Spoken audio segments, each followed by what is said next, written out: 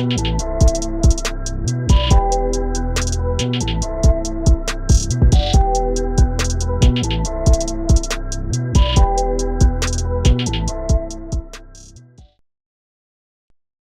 what's good? Top of the top, episode 211, Stash House Podcast. Your boy Tyler checking in. First time listeners, thank y'all for tuning in. If you tune in weekly, salute. And it's just an episode, saw some topics you may want to hear about. Salute to you as well. Like, share, subscribe, retweet. Whatever you do to help support the podcast, greatly appreciate it. Podcast available on all streaming platforms, Apple Podcasts, Google Podcasts, Spotify, YouTube. Make sure you subscribe. Once again, put your people on, post, share, everything I do to help support the podcast. I greatly appreciate it. Hope everyone had a great week, safe weekend as well. Shout out to all the grads from elementary school, pre-K, middle school, high school, college, everything. It was great seeing all those pictures, all the congratulations on the timeline over the past few weeks, I'll say, because I can't keep up at this point. But shout out to all the grads out there, man. Continue to be great, continue to strive, make your people happy, make yourself proud. Huge accomplishment. So this week, a lot to get to this week. But first, I want to start with the past few weeks. It's been some mysterious news, I'll call it, about Jamie Foxx, his health issues, numerous different reports coming out. A couple weeks ago through his Instagram page, he put out a message, or his family, his representatives put out a message saying, thank y'all for all the prayer support. All I've been seeing from the reports was he had health issues, nothing in particular. I haven't seen anything particular they were saying what happened with him, but he was hospitalized for some weeks, probably up to a month, honestly. And I want to say 2 weeks ago, his daughter, I believe, put out a statement saying, hey, y'all, my dad he's recovering. He's been out the hospital for a while now. I want to say she said he's playing tennis or something like that, and she called out media outlets putting out false reports and everything because it was very mysterious. Like, we didn't get no further information on what was wrong with Jamie Foxx, and Jamie Foxx is a legend in our community. If it ever was a legend, Jamie Foxx definitely is that, from acting to music, writer, all around. So being that, like I always say, in our community, we've been taking hit after hit after hit in terms of death. So just for a minute, it seems that Jamie Foxx will be all right. I did want to start with that because I didn't want to come on and talk about it knowing that he was possibly dying or anything like that. So with his daughter issuing that statement, it seems like Jamie Foxx is going to be great. So just want to start that off on a positive note with this episode. So let's get to it. First, in the wrestling world, I'm going to touch on the wrestling world real quick. First, WWE. A lot of things happening in the past couple weeks. In WWE, first, they had their Backlash event in Puerto Rico that was really successful. They had Bad Bunny Baby. He was involved with it as well. He had a match with Damian Priest. All around, the event in Puerto Rico was great. A lot of energy from the Puerto Rican crowd, so that was dope to see. Also, they had their draft, which I talked about a couple weeks ago. That's been finalized. Certain people switched shows. Certain people stayed on Raw or SmackDown. A couple people from NXT made the leap into the main roster, so we'll see how that come about within the next couple months as well. But this upcoming Saturday, they have their event, Night of Champions. All the titles are on the line. First, they did debut a new title, the World Heavyweight Championship, which is for the Raw roster because obviously Roman Reigns has the undisputed title. He's had the undisputed title for some years now at this point, and he's on SmackDown. So this title is for the Raw World Heavyweight Championship. And they had a tournament to figure out who's going to compete for the belt at Night of Champions. And we have AJ Styles versus Seth Rollins. AJ Styles on SmackDown. Seth Rollins is on Raw. So I'm just going with, I believe Seth Rollins is going to win that match. Familiar face to put on the belt first. Of course, he gets the crowd popping and everything. So Seth Rollins should be the World Heavyweight Championship, in my opinion, who I think should get it. So that would be dope to see Seth Rollins with that belt. And I'm sure, once again, that crowd pop when he enters the arena is going to be great because his theme song is amazing. So I got Seth Rollins defeating AJ Styles to be the World Heavyweight Championship. Also, the rest of the match card, we got Roman Reigns and Solo Sikoa going up against Kevin Owens and Sami Zayn for the undisputed tag team titles. The Bloodline storyline still going on. If I had to make a prediction, I'm going to say Sami Zayn and Kevin Owens will win this match. I believe Solo may get pinned, or it may be a disqualification. Who knows if the Usos will get involved, because the way they're setting it up right now, it seems as if the Usos and Roman Reigns and Solo Sikoa may split the bloodline, but who knows? But if I had to make a guess, I'm saying Kevin Owens and Sami Zayn, one of them will pin Solo Sikoa to win, because I'm sure Roman Reigns is not going to get pinned in this match. Next up, we got Gunther, Intercontinental title, going up against Mustafa Ali. Gunther and Imperium are now on Raw. And, of course, I just got Gunther winning this match. The event, Night of Champions, is in Saudi Arabia, too, by the way. So I'm guessing Mustafa Ali will get a huge crowd pop. He will have a great showcase against Gunther, because for the past couple of years now, Mustafa Ali has been in some situations behind the scenes with the company. I believe he had not a petition, but he was basically not going to shows and everything. He wanted to get released, basically. I believe the situation was with Mustafa Ali and the WWE. He wanted to get released. He held out his contract. He's back on television. He's been back on television for some months now, but his character, it just, obviously something's going on, but I believe this will be a great time for him to showcase his ability, and, of course, with the crowd behind him in Saudi Arabia going up against Gunther, who, like I said before, I can see him doing big things in the near future with the company. But I got Gunther retaining the title, going up against Mustafa Ali. Also, now with the SmackDown, well, it's still the Raw Women's title with Bianca Belair. I'm not sure when they're going to actually do the transition to Rhea Ripley being on Raw with the Raw Women's title and Bianca Belair being on SmackDown with the belt. I'm not sure when they're going to do that, but at the time, it's Bianca Belair versus Asuka for the SmackDown Women's title, or the Raw. I'm not sure how they're going to do it, but Bianca belt against Asuka, rematch from WrestleMania. At WrestleMania, I thought Asuka should have won, but they let Bianca Belair retain. Asuka finally used the miss on Bianca Belair, because I haven't been paying too much attention to storylines within the past couple weeks. If I had to make a guess, if Asuka lost WrestleMania, they may have Asuka lose again, because Bianca Belair is just dominant right now. And I think Asuka finally hitting her with the miss is going to bring out a different side of her character. Not saying Bianca's going to turn heel yet, but I got Bianca Belair beating Asuka. That's my prediction for that match. And we also have Cody Rhodes versus Brock Lesnar.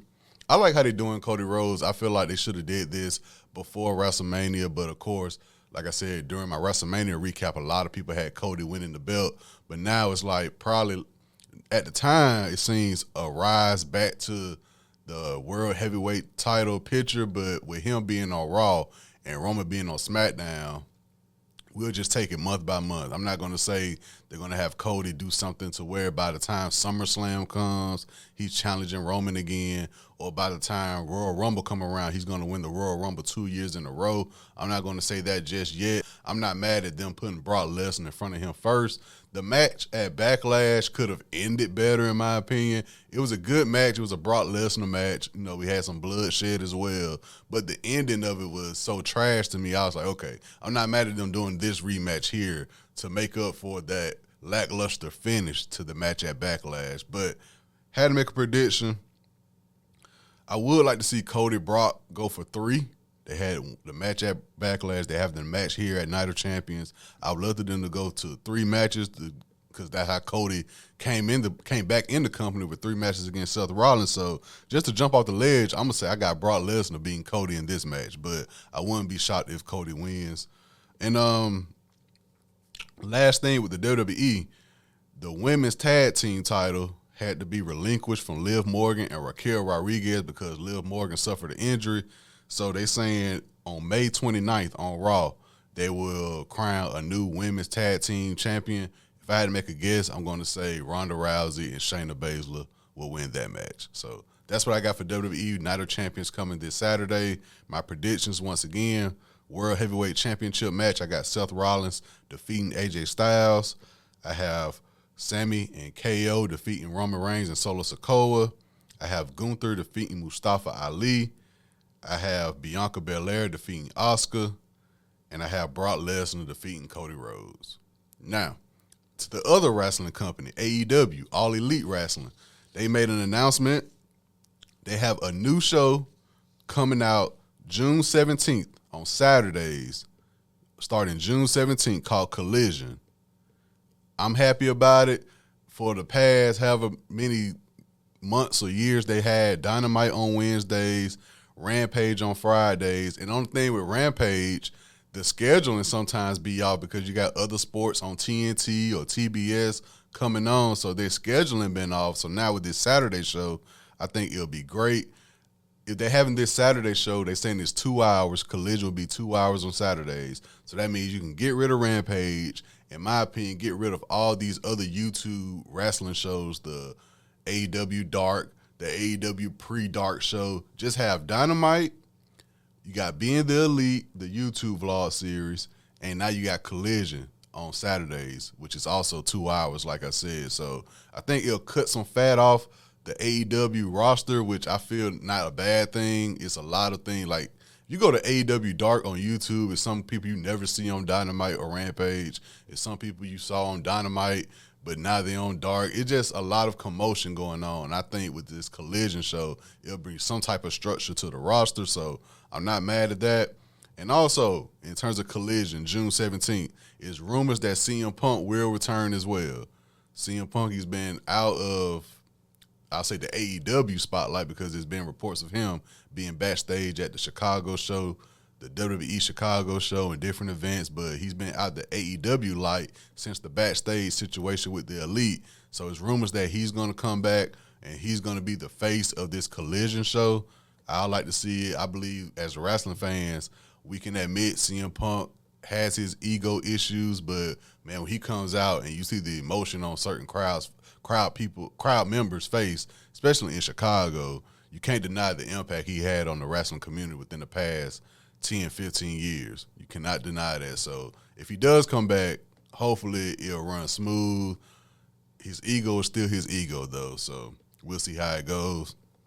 And also with AEW, May 28th, this Sunday, they have their Double or Nothing pay-per-view event, which is, like I like to call it, their version. That's their WrestleMania, in my opinion. It's the first ever pay-per-view event, Double or Nothing, in 2019. So every time I see AEW Double or Nothing, I'm thinking, okay, that's their big pay-per-view event.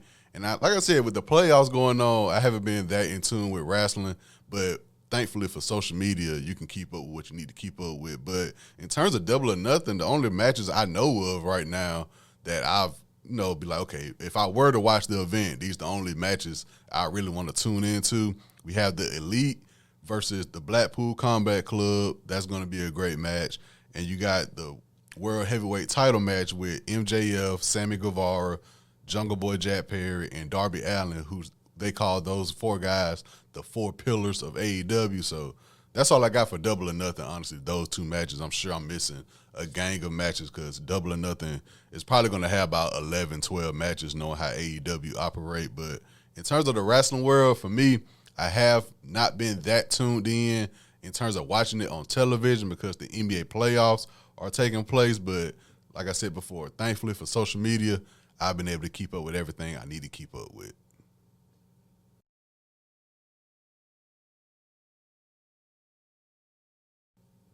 Now let's switch lanes back to the NBA. Before I get to the playoffs, let's talk about the NBA coaching carousel at the moment. We got 4 openings for 4 teams.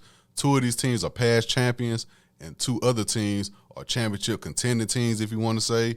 First, the Phoenix Suns. They let go of Monty Williams. I'm seeing a lot of the Phoenix Suns ownership has changed, so that might have had something to do with Monty Williams losing his job. And, of course, playoff play. A lot of people had a lot of pressure on the Phoenix Suns to deliver after they picked up Kevin Durant throughout the regular season. But like I said last week, injuries to Chris Paul, DeAndre Ayton really not showing up, and Devin Booker and Kevin Durant doing all they could to make that series with Denver a series. But they let go of Monty Williams. That's a very popular opening position. You got Kevin Durant to work with, Devin Booker. Like I said before, we're going to see what happened with Chris Paul now and DeAndre Ayton throughout the offseason. Of course, that bench needs some work as well. But with Devin Booker and Kevin Durant, I'm sure that's a popular destination for some coaches.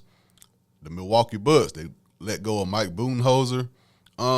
With Budenholzer, I was kind of shocked because the Milwaukee Bucks just won the championship in 2021. But the way they looked in that first round against Miami, they just didn't look like the Milwaukee Bucks we expected to see. Of course, Chris Middleton had his injuries throughout the season. Giannis had his injury in that playoff series as well. But it kind of took me by a shock that Budenholzer was let go. And now you're hearing rumblings of Giannis, his future with the Bucks. We'll see how that goes as well. But at the moment, I also think the Milwaukee Bucks head coaching job not so bad as well. I mean, you got Chris Middleton, you got Drew Holiday. That team's been together for a while. And, of course, you got Giannis as well. So that's not a bad place to look at. Toronto, Nick Nurse, they let go of Nick Nurse, of course. Toronto won the NBA title against Golden State in 2019, led by Kawhi Leonard. And ever since that title run, I mean, they've been kind of quiet as well. I said that, I want to say, if not last week, 2 weeks ago, when I was talking about Kawhi Leonard with the Clippers. Like, ever since he's left Toronto, it's like, okay, that you really kind of look at it as the Kawhi Leonard championship when he was in Toronto, because he kind of led the way with that. And since he left, they've been kind of quiet. So out in Toronto, we'll see who takes that job. I've been seeing reports, I think it was a couple weeks ago, they was looking at J.J. Redick.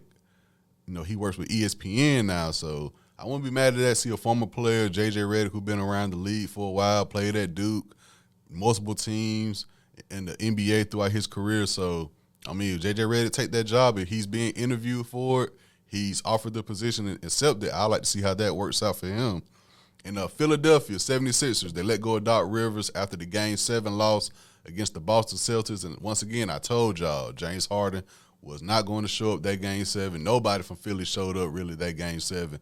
Jason Tatum, he caught fire at the end of Game 6, and it led to that Game 7 win against Philadelphia. And a lot of people already predicted before the game was over with that the next day Philadelphia's going to get rid of Doc Rivers. So we'll see how it goes in Philadelphia. And there's rumors that James Harden might go back to Houston. So in terms of the NBA coaching carousel, that's going to be a very, very hot topic over the offseason. I'm looking to see where certain coaches who maybe just got fired, they may end up in a different environment. I'm sure Monty Williams going to get picked up by somebody. Mike Budenholzer might get picked up by somebody. Even Doc Rivers might get picked up by somebody. So we might see some switcheroos going on in the coaching world, and we might see some new hires as well. Like I said, it's rumors that J.J. Redick is being looked at for that Toronto position. So we'll see how that goes. Now let's get to the NBA playoffs. By the time I come back next week, we may or may not have our finals matchup set, depending on how these series go. The finals, regardless, is set to start June 1st. The finals is set to start June 1st. I like they have their schedule already set. So no matter when these series end, we start in the finals June 1st regardless. So just a quick heads up with that. First, let's start with the Lakers versus the Nuggets series. I'm going to talk about Game 1 and Game 2 because I'm recording this before tip-off of Game 3. With both of these series, by the way, I'm talking about Game 1 and 2, and then I'll come back next week and talk about what I got to talk about with those Game 3, 4, 5, 6, if necessary. So, let's get it. Lakers, Nuggets, Game 1. Heading to Game 1, the Nuggets did win 132 to 126. My main takeaway from Game 1, I was looking at the matchup between Jokic and Anthony Davis. And in Game 1, both of the guys show up. Jokic, 34 points, 21 rebounds, 14 assists, 3 for 3 from three-point, a dominant first quarter and a dominant first half. They got the ball rolling quickly on the Lakers. The Nuggets did, and they punched the Lakers in the mouth. That first half, they punched the Lakers in the mouth, setting the tone definitely. But throughout the first half, throughout the whole game, Anthony Davis, he was there. 14 for 23 with 40 points, 10 rebounds, numerous blocks. Game 1, Anthony Davis showed up. He was consistent. Game 1, Anthony Davis is the Anthony Davis we wish we would have got in Game 2, and hopefully that Anthony Davis returns for Game 3, 4, 5, 6, 7, however long this series goes. But the way Game 2 looked, which I'm going to talk about as well, Anthony Davis still on that inconsistent route that I talked about last week. But Game 1, Anthony Davis showed up. So like I said, the start of Game 1, the Nuggets set the tone early, the first half, but the second half, the Lakers finally woke up, mainly the fourth quarter. The Lakers woke up. LeBron said it at the press conference at the end of the game. Man, they punched us in the mouth, so we were basically playing catch-up the entire second half. But I was very, very confident. I was very, very confident in my Lakers after that second half comeback. They had a chance to possibly win Game 1, but by that time, Denver needed to do what they needed to do. And I really didn't take into consideration the whole altitude thing when you playing at Denver, how it goes for, they athletes, so they run it up and down the court, the altitude of Denver. I never really took that into consideration, but I think that also played a part as well. So after game one, I felt confident even after a loss. I felt confident in game two. Now, I do agree, and I've been saying this for the whole entire playoffs, game one overreactions. Game one overreaction. So the thing was, Denver was dominant for the first three quarters, if you want to say. Fourth quarter, Darvin Ham put Hachimura on Jokic, and Jokic's numbers from the first half and second half were totally different. I do think that got kind of blown out of proportion a little bit. With all due respect, and y'all know I said it numerous times on this podcast before this season started, and now I'm seeing people doing the reverse psychology of it. After game one, Jokic should have won MVP over Embiid. Y'all don't do that. I've been saying that for the past however many years about Jokic. He won two league MVPs, but in the playoffs, he got bounced out. Now this year, Embiid won the MVP. He got bounced out. Jokic showing he was also a great player in the regular season. Now y'all saying Jokic should have won MVP. Do not do that. Do not do that. It's a regular season award. Don't do that. I've been saying that the past couple of years, and y'all been on me. So don't try to do the reverse psychology. Do not do that. Embiid won that award. He deserved it. Jokic had great stats as well. We've been here before with Jokic, so do not do that, y'all. But going back to Hachimura guarding Jokic in that second half, Jokic is a walking triple-double. He's a walking triple-double. And when I heard that, I was like, Hachimura, okay, he played him great for a half or a quarter, but can he withstand that for the entire series? So going to game two, we were saying, well, is Hachimura going to start and guard Jokic? So that was one thing going to game two that was on my mind. Also, Anthony Davis, like I said, he had a 40-point game one. Will he be consistent? LeBron had a great first game as well, game one. Can he stay consistent? Austin Reeves, he had a great game one. Can he stay consistent? And Hachimura had a great game one. But once again, those are the only four guys offensively who showed up. Defensively, nobody showed up until the fourth quarter. So going into it, I was like, okay, can the four guys who kind of led the way in game one continue it in game two? And also a matchup I'm looking at, LeBron James and Murray. Outside of Jokic, I think Murray has to step up for Denver. Outside of Anthony Davis, I think LeBron has to be LeBron for the Lakers. And, of course, the role players, the supporting cast, who role players both on the offensive side and the defensive side will step up. Yeah, the Lakers got punched in the mouth game one, but going to game two, I was like, okay, this is the chess match I was telling y'all about in the NBA playoffs. One coach make adjustments, the other coach respond or make his own adjustment as well, and we got our matchup. So going to game two, Lakers took the L. Lakers took the L. The Nuggets beat the Lakers in game two, 108-103. Darvin Ham coming out. Is Hachimura going to start? He start Vanderbilt instead of Hachimura. Didn't make a difference. Jokic was being Jokic. Jokic had 23 points, 17 rebounds, 12 assists. Jokic is a walking triple-double. Vanderbilt could not do anything to bother Jokic or get Jokic off track. I will say this for the Lakers in game two. I did love the defense coming out. But with all that being said, Anthony Davis, inconsistent, not efficient at all. 18 points, 4 for 15 for shooting. He did give us 14 rebounds, though. But even with that, we stayed in the game up until the fourth quarter. Hachimura kept us in the game. So going back to what I think people were saying, they was like Hachimura should have started. It was a good thing he didn't start, because if he did start, we might have not had no bench output if Hachimura would have started. Hachimura and Austin Reeves led the way for us in game two, and that was the issue. LeBron James, just be honest, y'all, he's 38 years old. This is his 20th year in the NBA. Thousands, 2,000, however many games he done played, including the playoffs throughout his career. He had one of those games where he just looked like a 38-year-old playing basketball. Let's be honest. Missing, like fumbling the ball, going to dunks, missing layups. He looked like Father Time. Not saying that's going to be the issue in game 3 and 4 or whatever, but game 2, we saw that LeBron, the LeBron that looks like a 38-year-old playing basketball. And that's an issue for me going forward because if you're telling me we got to rely on Hachimura and Reeves, LeBron had an off day. Once again, Anthony Davis being inconsistent and nobody else showing up offensively, where's D'Angelo Russell? I've been saying that he's the X factor for our team.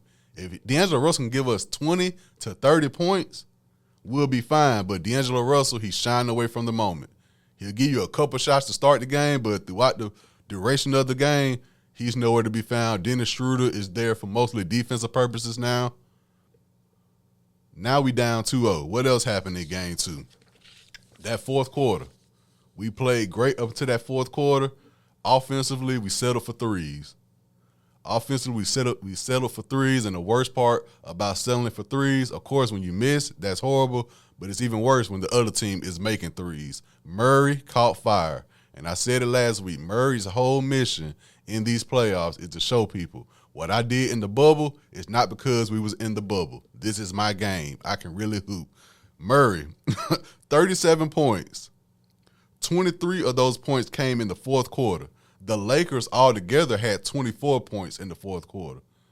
So Murray damn near tied by himself what the Lakers did as a team in the fourth quarter. Also, Porter made some big shots and Brown made some big shots as well. But Murray caught fire, and they were contested shots. It ain't like we just left them wide open. They were contested shots, and he was knocking them down, and that what did it for us in game 2. That what did it for us. So going forward, like I said, by the time I come back next week to record and drop the episode next Tuesday, both of these series might be finalized. But in terms of the Lakers, man, they got to give me game 3. We need game 3 in L.A. Going back to L.A., we need game 3. My main points for the Lakers to win, Anthony Davis, you got to be consistent, dog. We don't need no 40-point game 1, then an 18-point non-efficient game 2. That's not going to get the job done. That's not going to get the job done. I was thinking to myself, I was like, well, is Jokic, of course, Jokic success, well, the Nuggets success is based on Jokic, of course. The Lakers success is based on Anthony Davis. Jokic is going to give you a triple-double regardless. I don't care if it's 20 points, 15 rebounds, 20 assists. He's going to get that. And Jamal Murray, he's going to do what he does. Anthony Davis, though, when he inconsistent, it's like, okay, if Anthony Davis is inconsistent, then we need LeBron James to step up. And we saw game 2. Well, LeBron James gave me 22 points and 10 assists, but those 10 assists don't amount to D'Angelo Russell getting his, Lonnie Walker getting his, along with Austin Reeves hitting big shots, along with Hachimura coming off the bench doing what he need to do. It won't matter because Anthony Davis is not being consistent. So now we're relying on LeBron to do LeBron things, plus get other players involved. But when you're selling it for threes, whether they go in or not, when LeBron James is shooting the 3, he missed the 3, he goes back, the next play, drives in the paint, got an easy layup, then come back and try to shoot a 3 again. It's like, fam, do what worked for you. Go in the post, look at the defense, find somebody to get open. Other than that, if you're going ISO, drive in the paint, man. Drive in the paint. It was a game, I think it was game 1 or game 2, I can't remember. He had Jamal Murray on. I want to say it was game 1. He had Jamal Murray guarding him at the 3-point line. Jamal Murray already has 5 fouls. Why would you settle for a 3-point in that situation? So we played a total of 4 good quarters in this series. We played great fourth quarter, game 1. We played great quarter 1, 2, and 3 of game 2. But that first quarter, that first 3 quarters in game 1 is what ruined us for game 1. And that fourth quarter in game 2 is what ruined us in game 2. So all in all, for my Lakers to be successful for game 3 and 4 in L.A., LeBron has to play as the LeBron that's a 38-year-old, man. Get other players involved. You're gonna give me 25 regardless, probably. But you got to get D'Angelo Russell going. D'Angelo Russell don't get going, we relying on only 4 players, Hachimura, Reeves, LeBron, and AD to go to bat for us. We're not going to win this series because we've seen Anthony Davis be inconsistent. We've seen LeBron look like a 38-year-old. reason Hachimura can't do it by themselves. We need more help offensively. Defensive-wise, this is not Memphis Grizzlies. This is not Golden State. This is the Denver Nuggets, a team who is deep, a team who all starting five can get the job done, a team who bench can do what they can while Jokic is out. While Jokic is out, that's when the Lakers should take over. And that was something in Game 2 I noticed. When Jokic went to the bench, the Lakers didn't take advantage. And now you let Denver have a 2-0 lead, a team who, once again, is in that position where they are itching to get to the finals.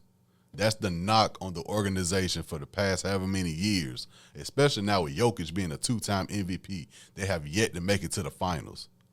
You cannot play with these guys. I don't want to hear what the record books got to say about a 2-0 lead or nothing. I'm watching the game. I'm watching how they can look great for 2-3 quarters, and then the fourth quarter, the Lakers just go to sleep and settle for threes and have Jamal Murray just come out making everything. So now, going back to L.A., I'm sure the energy will be there, but, man, y'all got to get Game 3. You got to give me at least one. Even if we do lose Game 3 and be down 3-0, man, you got to give me at least one. You cannot get swept. I don't think the Lakers will get swept. I think we'll take Game 3. Darvin Ham, first-year head coach. You've been here before with the Milwaukee Bucks as an assistant coach, first-year head coach. Man, you got to get those rotations right. I said that before the series started.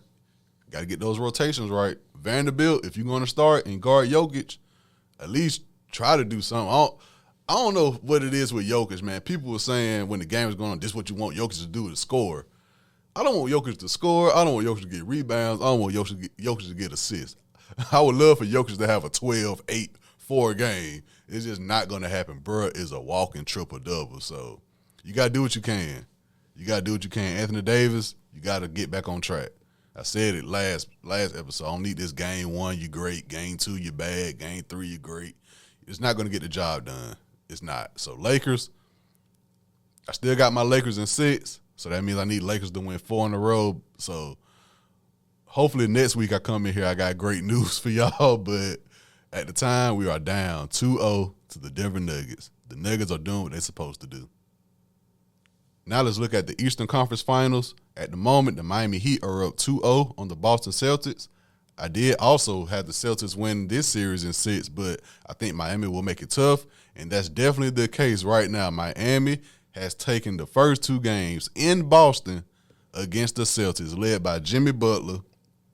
First, let's get to these Celtics once again, man. I've been saying it since the playoffs started when they couldn't close Atlanta. At this time, I thought they'll close Atlanta. They have just been so inconsistent with the Atlanta series, the Philadelphia series, and now it might bite them in the ass dealing with the Miami Heat. Game 1, Miami rallied to win. They were down 13 in the fourth. Boston had the lead by 13 in the fourth, and Miami was rallied to come back and win that game. It's not really much to say about the Celtics because we know what the Celtics ball game is. Tatum and Jaylen Brown going to lead the way. The role players, Brogdon coming off the bench, Williams in the post going to do what he does, and we're just going to rely on our defense and our star players to get the job done. But the thing with that, when Jason Tatum is not on and when Jaylen Brown is not on, it's going to be tough for them to win. Jason Tatum had to have a Game 7 like he did to beat Philadelphia. And for this series, they both got to be on. That's the issue. That is the issue. And you're facing a Miami Heat team who has not only Jimmy Butler playing like a dog, not only Bam Adebayo playing like a dog, you got the role players playing like a dog over there in Miami as well. So, and the thing with Boston, I think I said it last week, they playing as if it's the regular season still. Like, we can afford to lose 2 straight. You cannot afford that in the playoffs. You cannot. And at this point, the way Miami playing, going back to Miami as well, for Boston to win 4 straight, to have my prediction come true, is looking very, very crazy at the moment. I do not see Boston winning 4 straight against Miami. And depending on how Jimmy Butler come in the game, depending on Jimmy Butler coming into Game 3 ready in Miami, and we know how that Miami crowd get. They're probably going to wear all white. Yeah, Boston, it ain't looking too good. Boston is 4-4 at home in these playoffs. for a team who I had outside of Milwaukee going to the finals for the East, they're not looking like it. Taking care of Milwaukee in the first round, taking care of the New York Knicks in the second round, now taking care of Boston as it seems in this conference finals. Miami is focused. Miami has hit that switch, like I said last week in the playoffs, that you need to win. 4 for 4 at home in the playoffs. Boston is not going to get it done. Game 1 in the fourth quarter, Tatum had 30 points in game 1, but no shots attempted in the fourth quarter of game 1. You are not going to win like that. When your star player doesn't even take a shot in the fourth quarter, you're not going to win. You can't finish. Boston cannot finish, and that's an issue for them going forward. Game 2, once again, they can't put it all together. Tatum, 34 points, but Jaylen Brown, 16 points from 7. Wait, Jaylen Brown had 16 points out of 7 for 23. That's horrible, man. You cannot win when your star players are not being consistent, especially with those two guys who've been rumored for years. A lot of people don't think they can get it done together, and they're proving them right at this point. 3-point percentage, 28%. Role players not doing enough. You know what I'm saying? Grant Williams, quote-unquote, poking the bear with Jimmy Butler.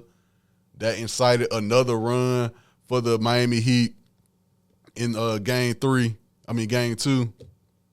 It's ridiculous. Game 2, Jimmy Butler, 27 points. Adebayo, 22 points, 17 rebounds. Once again, they role players. Caleb Martin by himself had 25 points. The rest of the role players, 37 points altogether.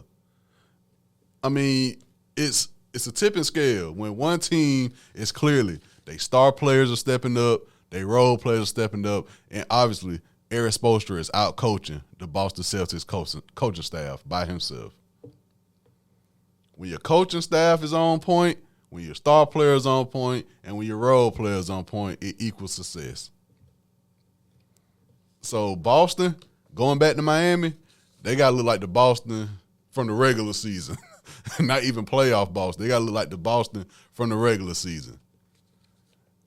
Jimmy Butler playing like a dog. Adebayo playing like a dog, man. So I got to stick with my pick. I ain't going to switch sides. I'm staying with my pick, Celtics in 6, but it ain't looking too good. They are not winning 4 in a row. They are not winning 4 in a row. So, once again, by the next week episode, I'm going to come back, give y'all a recap of the Celtics and the Miami Heat series. But at the moment, it seems like the Miami Heat have stolen, they have taken away the sign on the building that says TD Garden. They packed it up in their suitcase, and they're going back to Miami. They're going back to South Beach, feeling as confident as ever that they'll get to the NBA Finals. But series not over till a team wins 4 games, so we'll see how that goes. Now to wrap up this episode, once again, I'm here just, 2 months after just talking about this with Ja Morant. Ja Morant was caught up in another incident on Instagram where he's showing a gun. This time it was on one of his friends' Instagram Live. They was in the car listening to music, and his friend was just on Instagram Live, and we saw Ja Morant pop up within like a split second with the gun. And y'all know today with social media, they'll find it. I don't care if it's 10 minutes, 5 minutes, 5 seconds, 1 millisecond, whatever. Them screenshots and them video recordings, somebody is always watching. I don't care if it's from your page, your colleague page, your posse, your entourage, your management, whatever. People got eyes on you at all times. And Ja Morant, at the moment, of course, they're not in the playoffs. But he's been suspended from team activities for the moment. And I'm not, once again, same thing I said a couple months ago. I'm not here to say what Ja Morant need to do. I'm not saying what I would have did in that situation. I'm not here for none of that. I'm not here to preach to nobody or nothing. I'm just being as honest as I can. Ja Morant, if you continue to do this, you're going to end up boo-boo the fool. The issue is not Ja Morant has a gun. That's not an issue. Ja Morant, at the time, is worth up to $100 to $200 million. The issue is not that you have a gun, but, fam, you got to realize some things need to stay on a need-to-know basis. You do not have to flaunt your gun around. At this point, instead of looking like an NBA player worth $100 to $200 million, who could have maybe still been in the playoffs. Nobody's talking about that. Nobody want to bring up the fact that, yo, bro, your team was eliminated from the playoffs. You should still be playing basketball, but yet you are on Instagram Live looking like the guys who could have made it to the league. You're looking like a could have been. And if you keep playing around with the NBA, you just had a meeting with Adam Silver. You just went through this. If you keep on, they're going to learn you. And you got, like I said, bro, I got cousins and everything. They play 2K. Tyler, look what I did with John Morant. Look at this dunk I did with John Morant. And I'm looking like, yeah, you know what I'm saying? That was up. Knowing in my mind, like, my cousin them just playing the game. They don't watch ESPN, and they're not keeping up with it like I'm keeping up with it. So I'm like, yeah, cuz, that was up. And John Morant on here flashing guns. You looking like the guys that we growing up with in the neighborhood. Like, fam, why y'all showing guns? What's the purpose of y'all showing guns? Y'all are inviting that energy there. And that's another thing nobody talking about. You play for the Memphis Grizzlies. If Memphis, long live Young Dolph, if Memphis would do that to Young Dolph, what you think they'll do to John Morant? I don't hear none of these former NBA players want to talk about that. If they did that to Young Dolph in Memphis, what y'all think they'll do to John Morant? No, he ain't saying he banging or nothing like that, but the fact that you just showing the gun, you got some guys out there saying, oh, he's showing the gun, he think he about that life. Well, let's see what's up with him. You go to these clubs in Atlanta and all that, you see him, people really just see that and be like, oh, that's old bro who be flexing. Let's see if he really about what he say. You got people like that, y'all. You are inviting that energy. And there's nothing for me to come on here and be like, well, John Morant is over with for him. I hope that's not the case, but it's not looking like he's listening. When you just did something 2 months ago and you do it again after meeting with the commissioner, whatever they feel like they need to do, that's their business. I'm not here to say he should be suspended with or without pay. He should be suspended half of the season, the whole season. At this point, whatever the NBA feel like they want to do, hey, go and do it. You told bro a couple months ago, do not do this again. And he did it once again. Whether it was intentional or not, you did it, dog. You shouldn't even be having a gun out flaunting it. If you got a gun, cool. Some things need to stay on a need-to-know basis. That's what I don't get with my generation. Even though Morant is, 22, 23, I'm 29, but, black men in our 20s, whatever, I still don't understand that. You got guys out here 35 years old, flaunting and all. I don't understand it. But I'm a private person.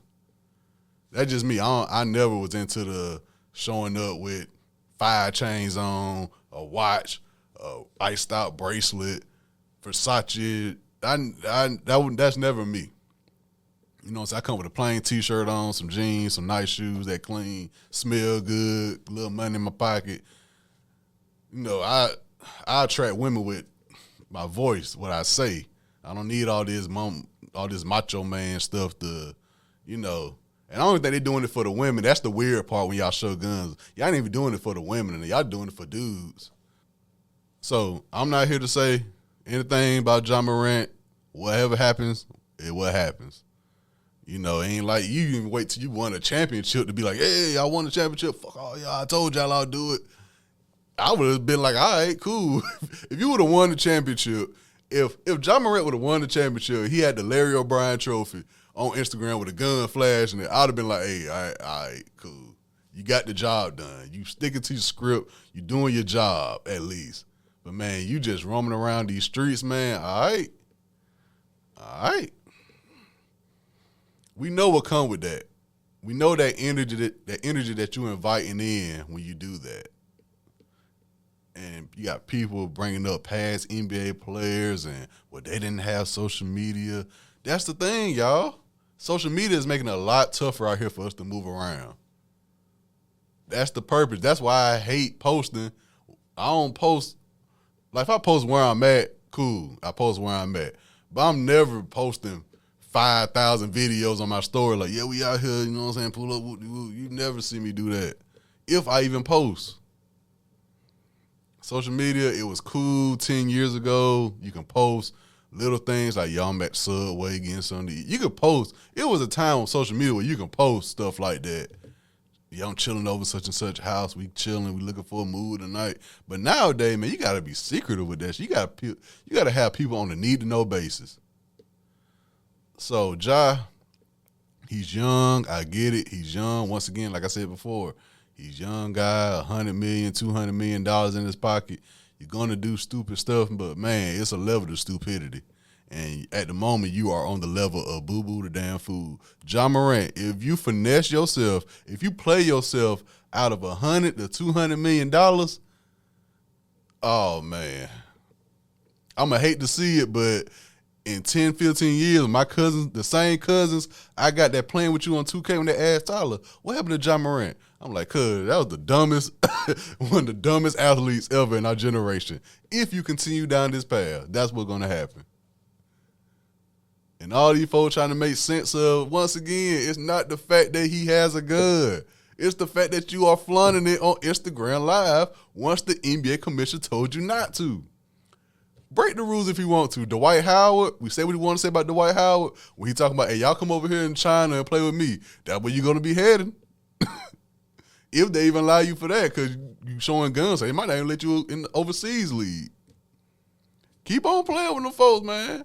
And finesse yourself out $100 to $200 million. And that's what I'm getting when they bringing up them old players. Old players ain't making $100, $200 million like Ja Morant making. Like my boy Wayno said on Instagram, because Steven Jackson be saying some wild shit, man. But Wayno was like, why you bringing up this old player? What he gonna lose, an endorsement deal from Denny's? Like they didn't have nothing to lose. Ja Morant has everything to lose, man. And like I said, if you want to get deeper and darker into it, you in Memphis playing basketball. They did at the Dolph. What do you think they'll do to you, man? And that's all I got to say about Ja Morant. Hopefully he gets better, but I can't come and try to make sense of what happened 2 months ago. Then now, fast forward 2 months later, you did the same thing.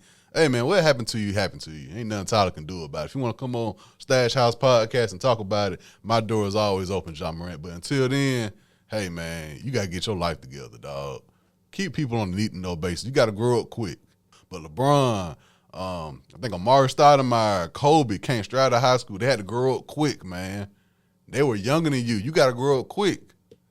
When you one of the people who people seeing as the face of the league in a few years, you got to grow up quick. That's just the way life is. That's the way life is, y'all. If next week I get an email from somebody, if Apple Podcast, Spotify, YouTube hit me up saying, hey, Tyler, we want to give you a deal, whoop-de-whoop. If my life changed like that, that means I got some growing up to do real quick. I got to get all my ducks in order to make sure my business is right.